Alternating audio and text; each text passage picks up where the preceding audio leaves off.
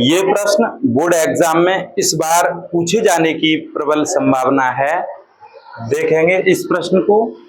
यदि k plus 2 4 के minus के 6 तथा 3 के माइनस के 2 तीन क्रमागत संख्या समांतर श्रेणी में हैं तो k का मान बताओ।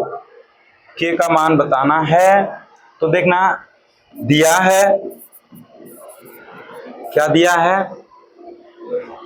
k प्लस 2 4 के माइनस के 6 3 के माइनस के 2 समांतर श्रेणी में है, समांतर श्रेणी में है। तो हम क्या करेंगे, इसे हम मानेंगे T1, इसे हम T2, इसे हम T3 मानेंगे। और समांतर श्रेणी का हमने प्रगुण बताया था, दूसरे पद में से पहला पद घटा के उसे बराबर करेंगे, तीसरे पद में से दूसरा पद घटा के, और इसमें हमारा k का मान ज्ञात हो जाएगा। और ये बहुत ही अच्छा मोस्ट प्रश्न है, इसे एक बार अच्छे से देखते जाएं कैसे हम k का मान ज्ञात करेंगे। तो देखना, समांतर श्रेणी AP के प्रगुण से क्या होगा, कमेंट करें। T2 minus T1 equal to T3 minus T2।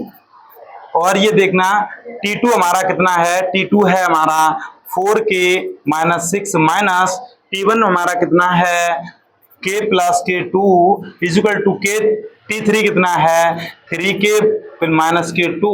और देखना माइनस ये T2 कितना है 4k माइनस 6, 4k माइनस 6। तो इस प्रकार से इस प्रश्न को हमने हल करते जा रहे हैं। तो देखना 4k माइनस के 6 माइनस से ये खोलेंगे कोष्टक को तो माइनस के k माइनस के 2 इक्वल टू 3k माइनस के 2, माइनस से खोलेंगे तो 4k माइनस माइनस प्लस हो जाएगा, प्लस के 6 हो जाएंगे।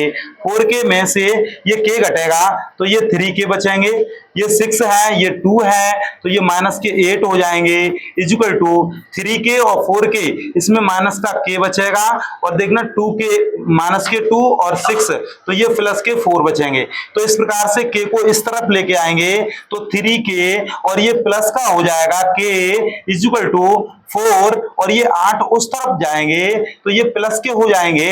तो इस प्रकार से 3k और ये k ये कितना हो जाएगा, ये हो जाएगा 4k और ये 4k हो जाएगा तो ये 8 और ये 4 जोड़ेंगे तो ये कितना हो जाएगा, एक बार देखेंगे ये हो जाएगा 12। तो इस प्रकार से k का मान ये जो 4 है वो देखना भाग में जाएंगे तो ये 12 बट्टे ये 4 हो जाएगा और ये 4 से ये 12 कट जाएंगे, 4 तिया 12। तो k का मान हमारा कितना आएगा 3। तो इस प्रकार से हमने ये k का मान ज्ञात किया है।